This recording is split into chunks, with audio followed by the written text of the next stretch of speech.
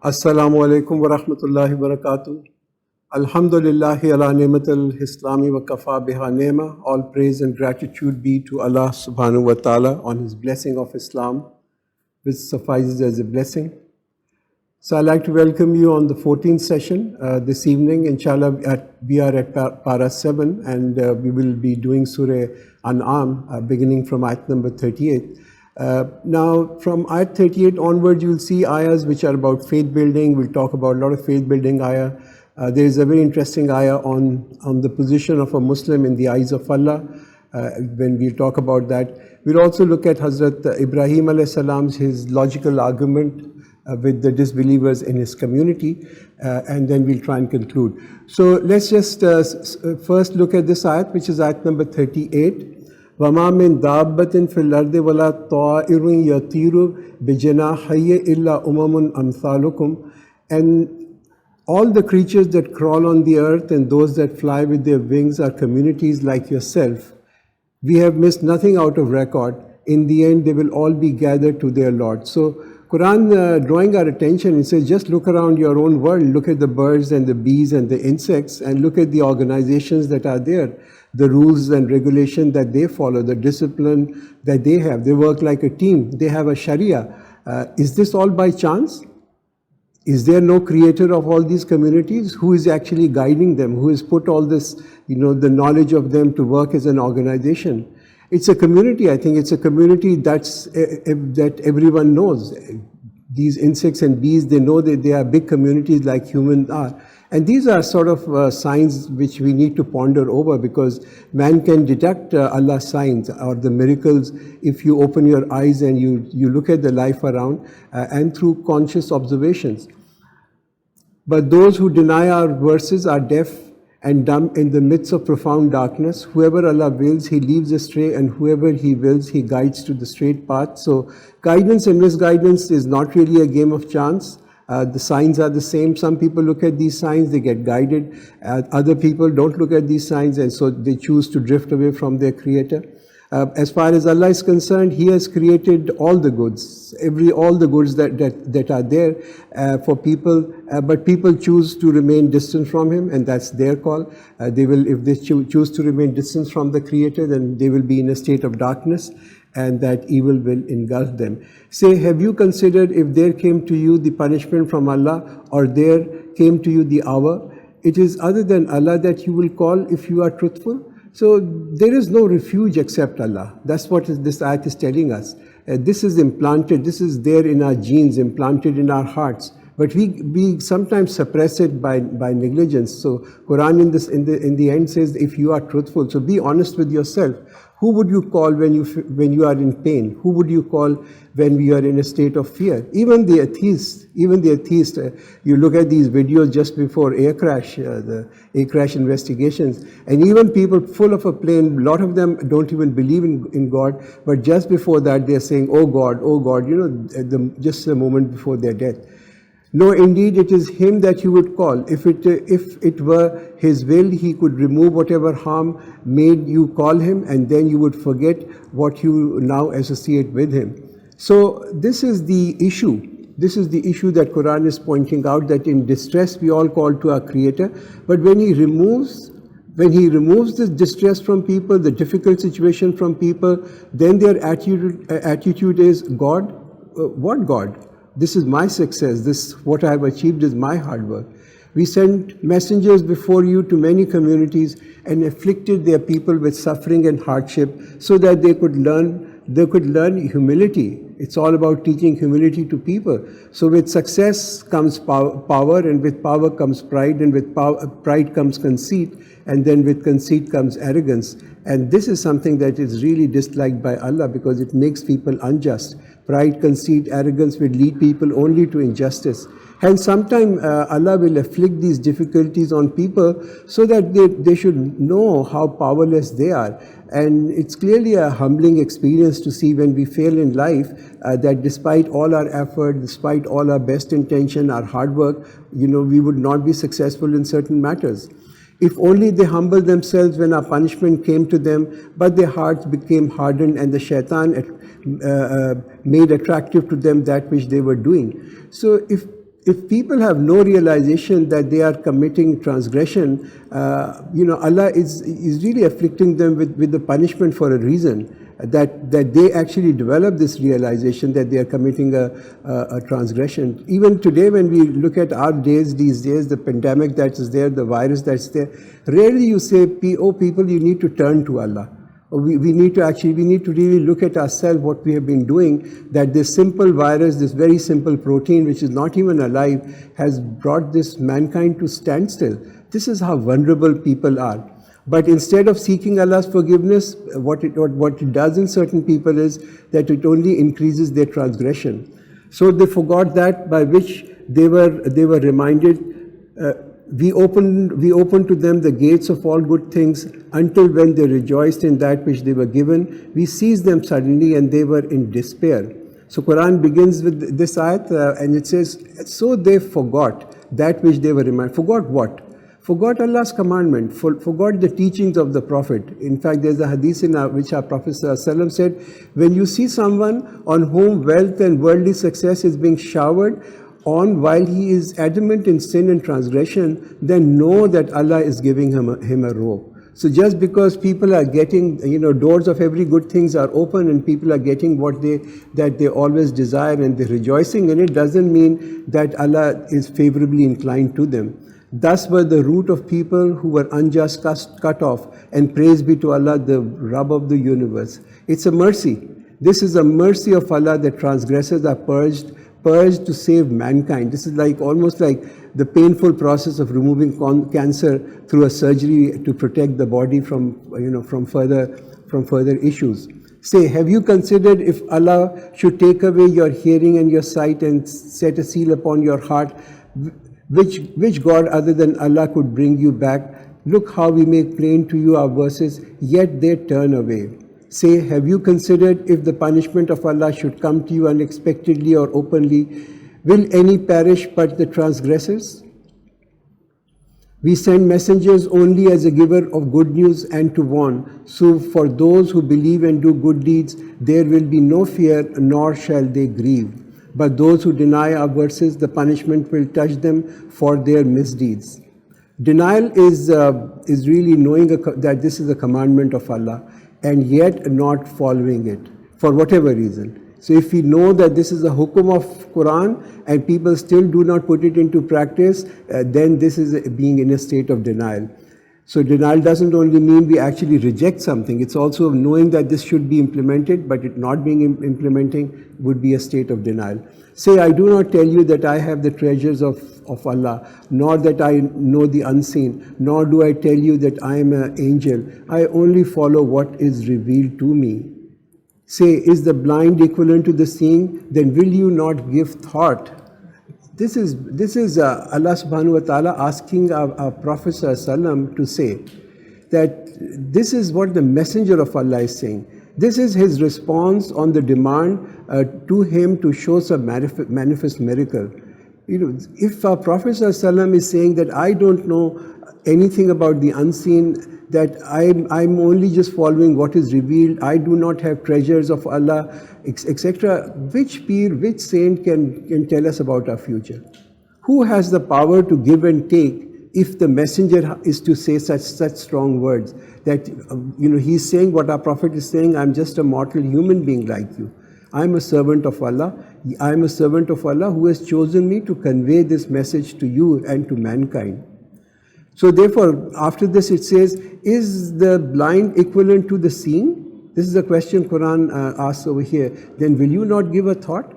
So can those who remain blind and deaf to Allah's message find their way through life equally as well as those people who achieve guidance through Allah's revelation? Are they both equal? It's an open question that Quran often throws at people and makes them think about this.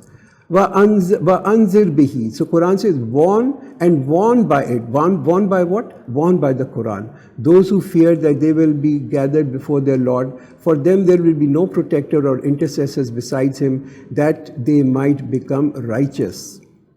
Now the next ayat that we are going to do a little background to that. It's a very profound kind of an ayat, and it's a response to the objections to the chiefs of Quraysh, The chiefs of Quraysh actually once approached the uncle of our Prophet Abu Talib, and they came to him with a proposal, and they said, look, we are willing to accept Islam. There's only one condition, and that condition is that when we come and meet your nephew Muhammad he should ask these slaves that are there in his company, the blacks, the poor, they must leave.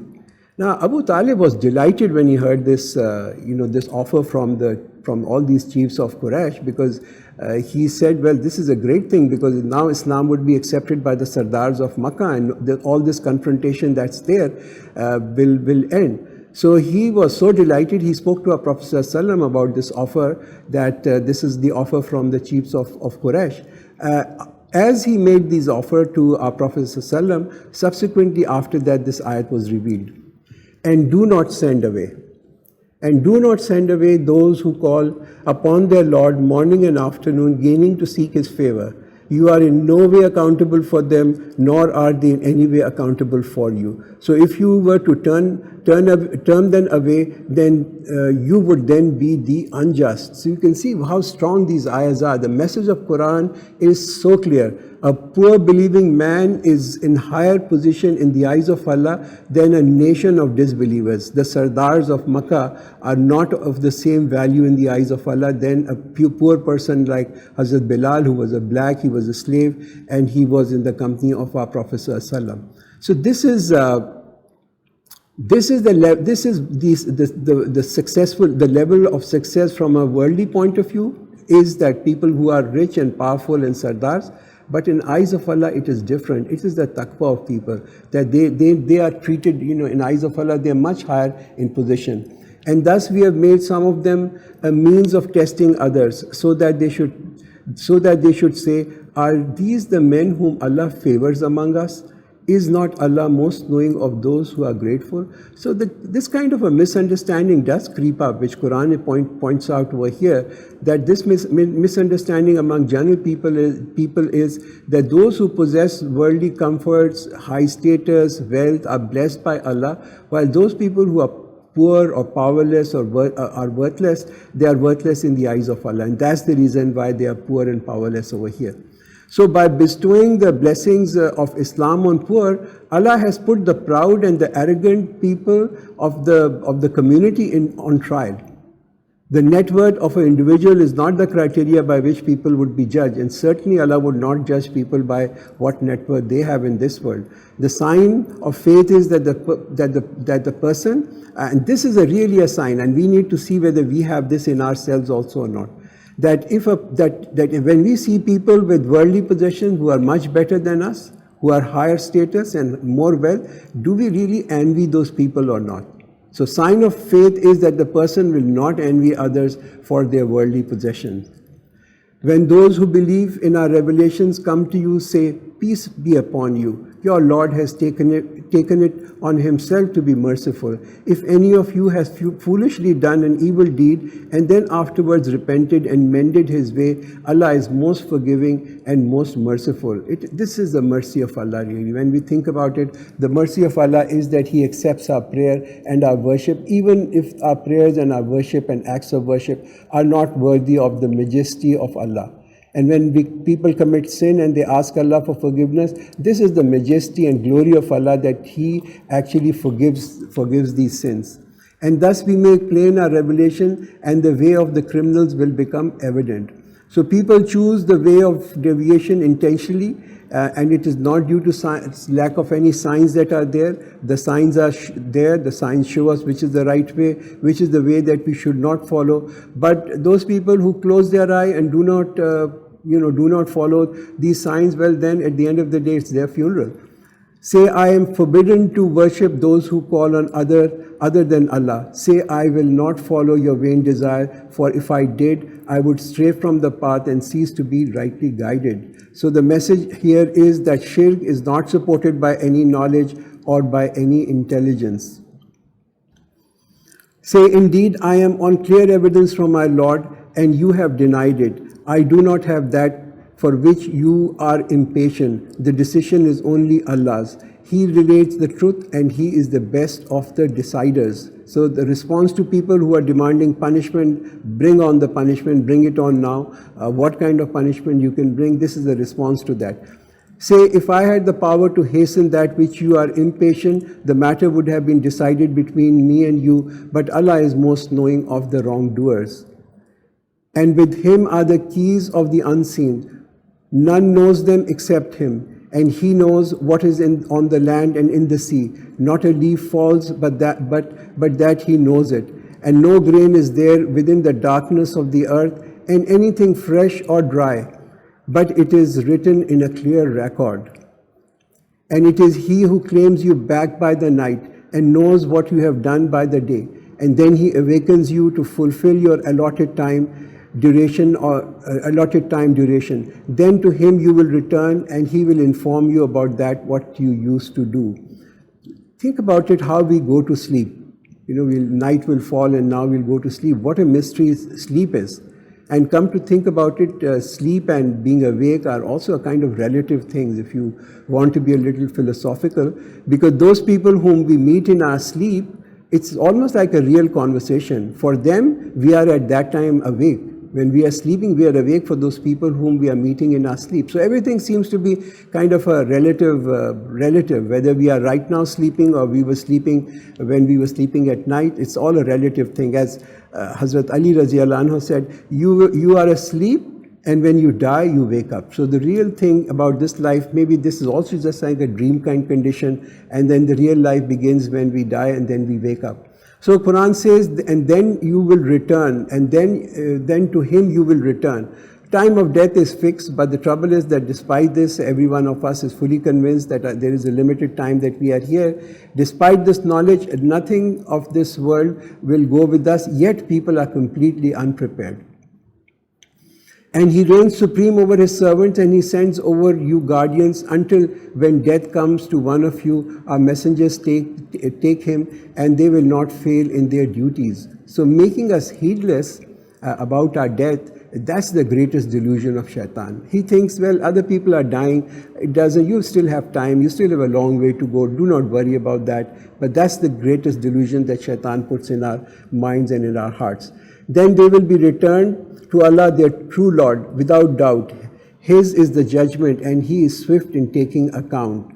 This is the end for a certain point, and then it's also a beginning. So it's an end and a beginning at the same time. Say, who rescues you from the pearl of the land and the sea, when you call upon Him, imploring aloud and privately? If He could save us from this crisis, we would surely be among the thankful. So often when we encounter these life-threatening situations, people earnestly pray to Allah to protect them, and they promise that when they return back to safety, they will be devoted to Him for the rest of their lives. And Allah sometimes, occasionally, He saves people. And as soon as these people come back to their normal life, their love, their devotion shifts back from Allah, back to this world and back to this wealth. There was this whole, this case of Ikrama. Akrama, he was the son of Abu Jahl, and he remained a kafir for a long time, and then Fatah Makkah took place. He left Makkah because he couldn't tolerate Muslims, and he boarded a ship. So he left Makkah, he boarded a ship, and this ship, as it was, it got caught in a tempest, in a big storm.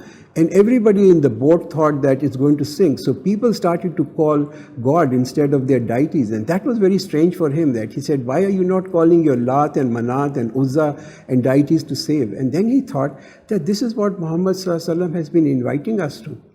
And he prayed that if this is true, if I am saved, I will return back and I will convert. And as it was, he was saved from that storm. He returned back to Makkah and he converted. Not only did he converted, he became a great scholar, and he was a great mujahid. He fought for Islam for a very long time, and a lot of fatuhat under him. He was almost of the same caliber as Hazrat Khalid bin Walid radiallahu anhu. So that's the thing, that Allah sometimes saves people, but then as long as if they abide by their promise, then they reach to great heights.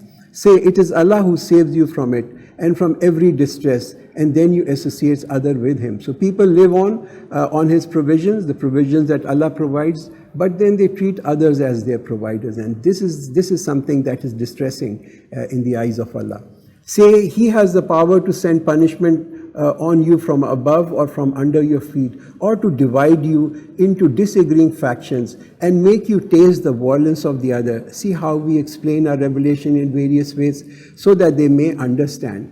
Different phases of punishment that people face, sometimes from above, sometimes from below, sometimes of breaking them down into small groups and factions, and these groups are in disagreement, and none of the faction is strong enough to eliminate the other, so the violence continues on, and Allah says, taste the violence of others.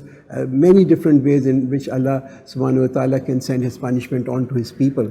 Yet your people still reject it, even though it is the truth. Say, I have not been put in charge of you. So the first is, yet people reject what? Rejecting the Quran. Obviously we're talking of the Quran. And then say, I've not been put in charge of you, saying to the Prophet ﷺ that this is the duty of the messenger, only to make clear distinction between truth and falsehood, and that is where his responsibility begins, and that is where his responsibility ends.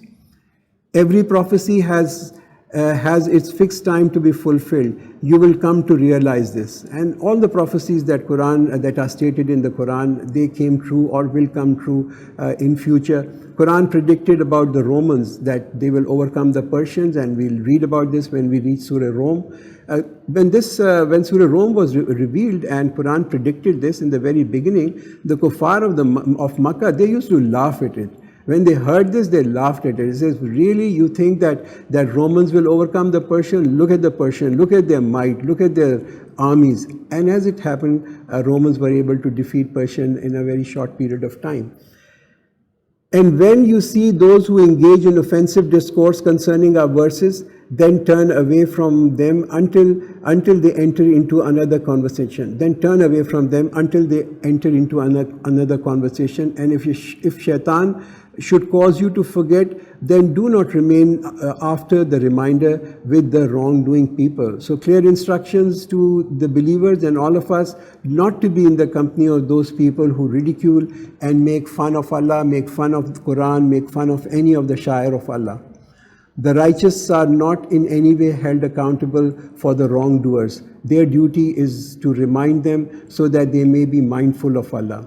Leave to themselves those who take their religion for mere game and distraction and are deceived by the life of this world. But continue to remind them with the Quran, lest a person be given up to destruction by what he has done. He will have no one to protect him from Allah and no one to intercede. Whatever ransom he may offer, it will not be acceptable. Such are those who are destroyed by their own actions. They will have boiling water to drink and painful punishment because they used to defy Allah. Now, this ayat goes on to say, deceived by the life of this world. How does the life of this world deceive us?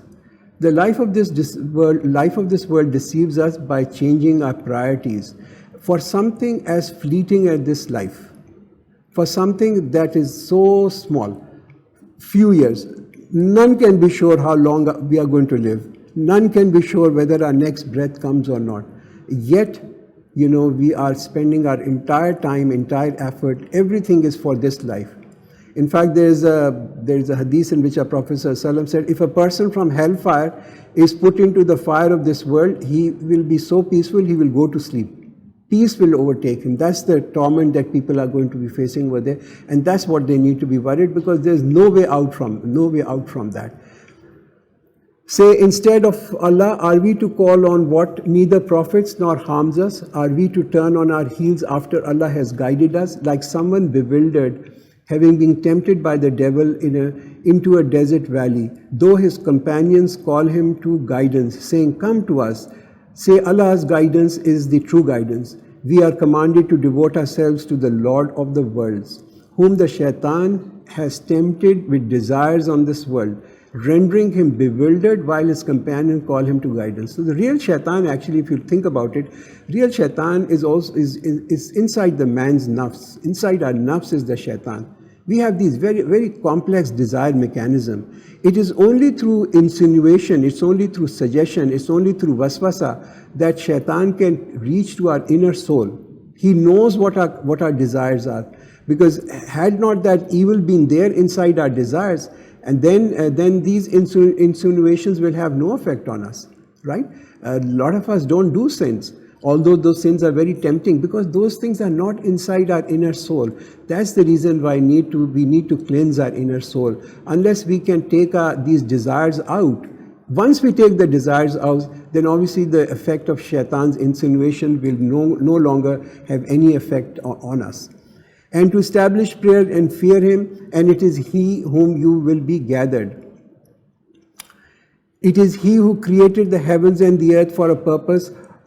On the day when he says, be, it will be. His word is true. All control on the day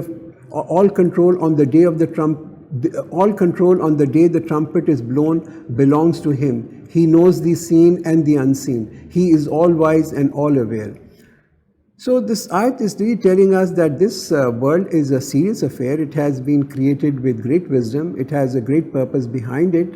And we need to be conscious of the fact that this is not a place for us to just come and party and go back. We need to understand what is the purpose that Allah has sent us. Where did we come from? Where we are going? What we are supposed to do in this world? And now we are going to start to look at this conversation of Hazrat Ibrahim alayhi salam, and a very logical conversation that's going to take place. And when Ibrahim said to his father Azar, do you take idols as deities? Indeed, I see you and your people to be in manifest error. So we can see the message of prophets. All prophets is the same. Hazrat Ibrahim alayhi salam is also giving the same message. The style and methodology of inviting people may change, but here he is inviting his father. And thus did we show Ibrahim the realms of the heavens and the earth, so that he would be a firm believer. Now, the nation of Hazrat Ibrahim alayhi salam was very advanced, as we know. They were technologically very advanced, they were culturally very advanced, and in addition they were a very strong nation. Like any nation which rules on the face of the earth, they have to have some qualities. So this nation of Hazrat Ibrahim alayhi salam was excellent in rhetoric, in debates. Hence the style of Hazrat Ibrahim alayhi salam was to logically construct the argument, and you see the logical construction of argument in the next few verses. So when the night drew its shadows over him, he saw a star. He said, this is my Lord. But when it set, he said, I do not like those that disappear. Now this is different stages of deliberation.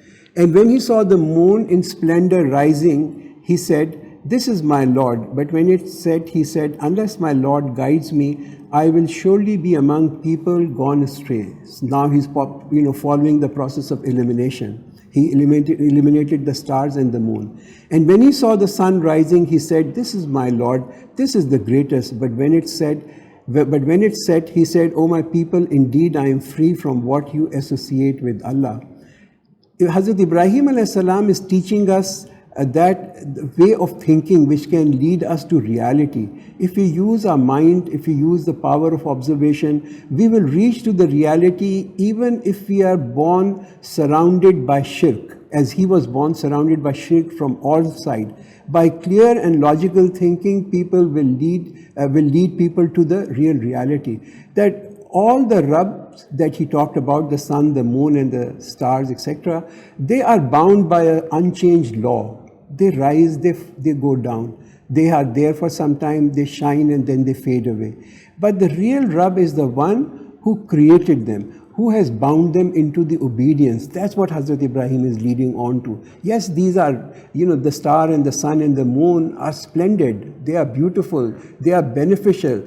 But who has bound them in this? Why are they obedient? Why are they following the law? Who is the creator of the sun and the moon and the star? Who is the creator of this law which has bound them together, in this system?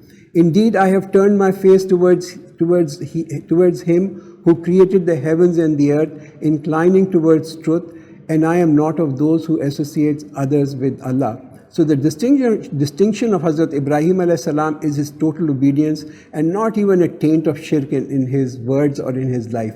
Hence the title Khalilullah, that he is a friend of Allah, and probably that's a very high title to have. His people argued with him, and he said, "How can you argue with me about Allah when He has guided me? I do not fear anything you associate with Him. Unless my Lord wills, nothing can happen. My Lord encompasses everything in His knowledge, and how can you not take heed?"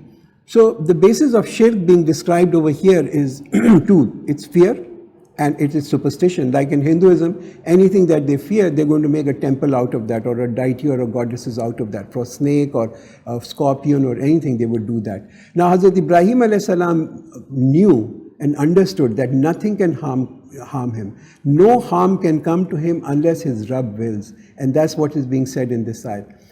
Why should I fear what you associate with him when you yourself are not afraid to set up associates besides Allah, for which He has sent down no authority? Which of us is more deserving of salvation if you are truthful? So the one who is actually committing sin and the one who is committing injustice, they should be the one who are fearful. While someone who's on the right path and someone who's doing righteous deeds, he has no need to feel apprehensive and be fearful. Then who believe and do not, they who believe and do not mix their beliefs with injustice, those will have security and they will be rightly guided. So simple message: don't mix iman with shirk, which is the greatest injustice. Such was the argument with which we furnished Ibrahim against his people. We raise in rank whoever we will. Your Lord is all-wise and all-knowing. So Allah raises rank of people after people pass certain tests and after they display deep patience and commitment and single-minded obedience to Allah subhanahu wa ta'ala. And we gave to Ibrahim, Isaac, Yaqub, all of them, we guided, and Noah we guided before, and among his descendants Dawood and Suleiman and Ayub and Yusuf and Moses and Harun. Thus do we reward the righteous. وَكَذَلِكَ نَجْزِي الْمُحْسِنِينَ. In the end, this ayat comes in and ends up with this word. And thus do we reward the righteous. The Muhsin. What's a Muhsin? Muhsin is one who does good deeds, and he does good deeds with only one thing in mind: to delight his Creator. The good deeds are done in the most beautiful manner, all time keeping the pleasure of Allah in mind, keeping the love of Allah in mind. That's a person who can be really described as a Muhsin. And Zakaria and Yahya and Jesus and Ilyas, all were righteous. And Ismail and Ilyas and Yunus and Lut, and all of them we preferred over the world. And some among their fathers and their descendants and their brothers, and we chose them and we guided them to the straight path. Such is the guidance of Allah by which He guides whoever He wills of His servant. But if they had associated others with Allah, then worthless for them would have been whatever they were doing. So the law is the same. The law is same for the prophets. The law is same for people, for rest of mankind. Anyone who commits shirk, his deeds will be lost forever. Those are the ones to whom we gave the scripture, wisdom and prophethood. If these people now disbelieve in them, we will entrust them to the others who do not disbelieve. Those were the people Allah guided, therefore follow their guidance. Say, I ask no reward for it from you. It is a reminder for all people. Reward, obviously, this is repeatedly coming. Every messenger says, I'm not asking for any reward. Reward can take different forms. They can be a material reward, they can be a praise, they can be thanks, they can be success, they can be fame, they can be power. All these are different forms of reward, and one should not be looking for any of these things. If you want to expect something, expect the return from Allah. If you want compensation for your effort, ask compensation only from Allah. They have no grasp of Allah's true measure. When they say, Allah has sent nothing down to a mere mortal, say, who was it who sent down the scripture which Moses brought as a light and a guide to people, which you have made into separate sheets, showing some but hiding many? You were taught things that neither you nor your forefathers had known. Say, Allah sent it down, then leave them engrossed in their vain talk. You see, the Makkans would go and question the Jews around over there, because they knew Jews were people who claimed to have prophets and books, etc. So the Makkans went to them and asked them about the revelations, and the Jews would strongly deny this. And the words of Jews are quoted in this ayah over here. Allah has sent down nothing to a mere mortal. That's what they were saying. And why were they doing this? Because the Jews did not want to annoy the Makkans by insisting that the prophethood and revelations were only reserved for them.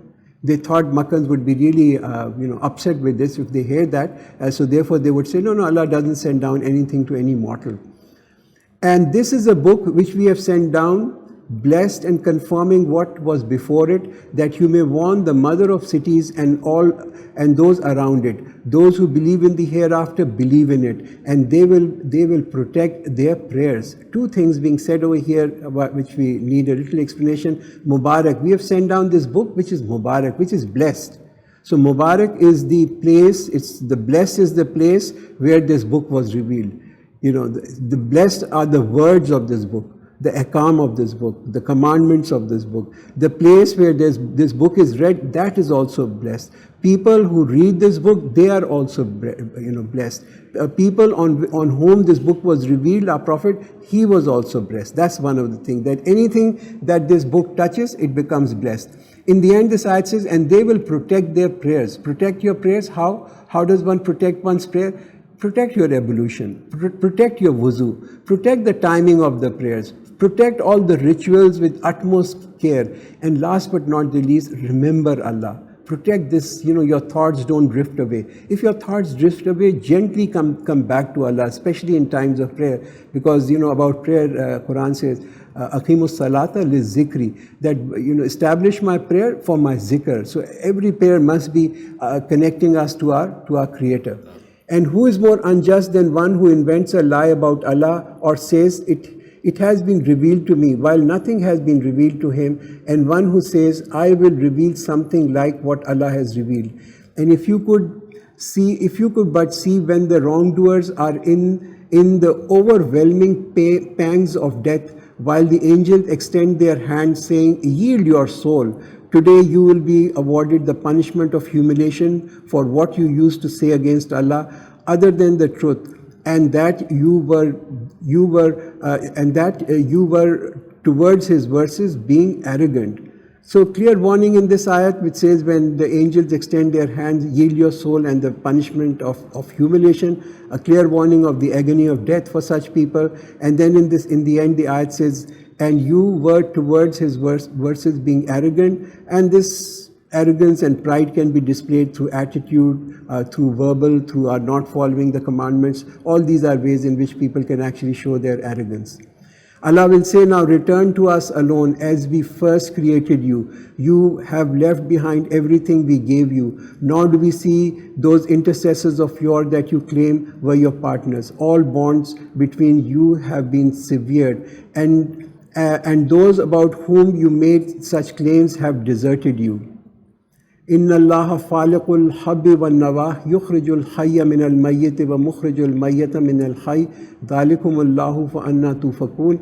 It is Allah who splits open the seed and the fruit stones. He brings out the living from the dead and the dead from the living. That is Allah. So how can you turn away from the truth? This ayat is inviting people to think. It's addressing people with a scientific bend of mind. Think about a seed. Who gives the ability of the seed to split, to sprout such a hard crust? Next time you eat a date, try splitting the date stone. You'll see how hard it is. You'll know how hard it is. So is this science which is actually making these seeds split and sprout? Think about it. There's a whole DNA inside this small seed.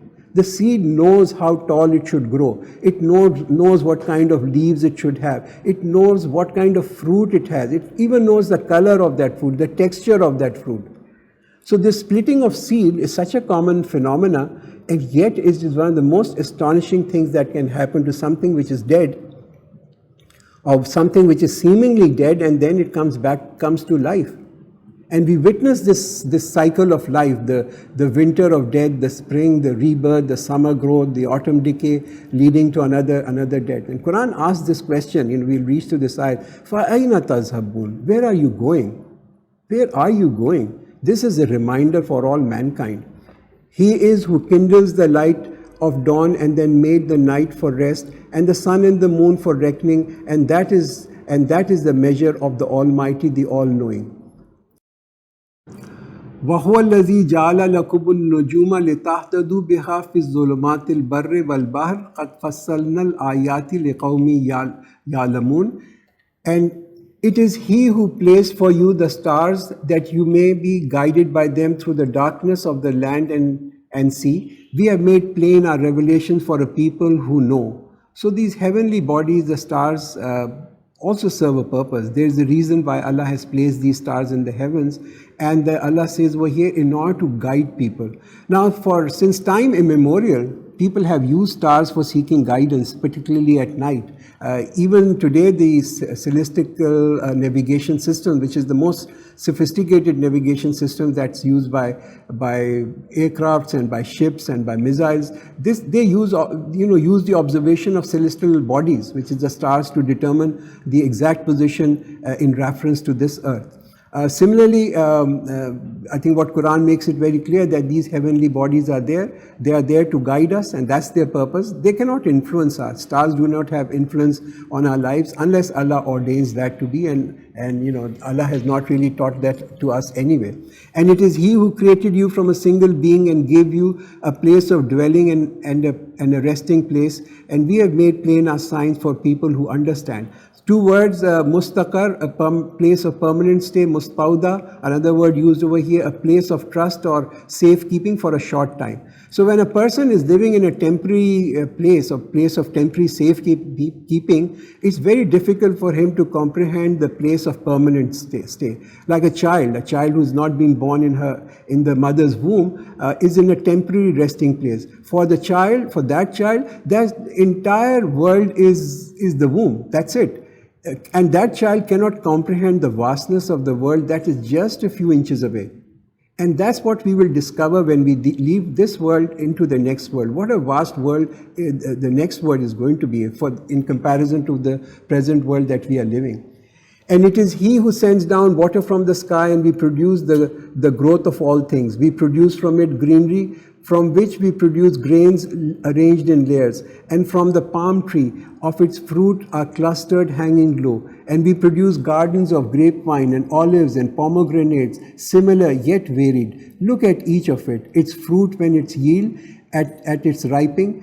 Indeed, in that are signs for a people who believe. The entire life on this planet Earth depends upon the green leaves. They are responsible for formation of chlorophyll, for photosynthesis, for making oxygen. And look at the fruits that Quran is describing over here, few of them. The colors, the texture, the smells, their taste of these fruits is so wide and so diverse. Yet they are fed with the same soil and with the same water. Yet they made jinns partner of Allah, though He created them, and without any true knowledge, they attribute sons and daughters to Him. Glory be to Him. He is far higher than what they ascribe to Him. So it talks about jinn.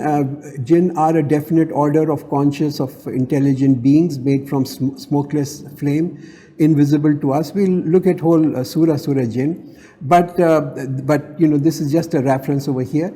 He is the originator of heavens and earth. How could He have a son when he does not have a companion? And He created all things, and He is the knower of all things.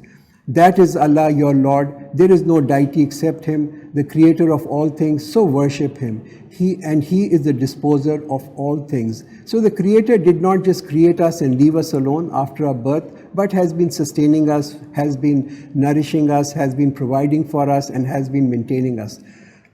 No vision can perceive Him, but He perceives all visions, and He is subtle and aware. So the response to the objection of disbelievers that if Allah exists, why don't we see Him? The key reason, and that's the key reason why people make idols, because man wants to see, man wants to feel.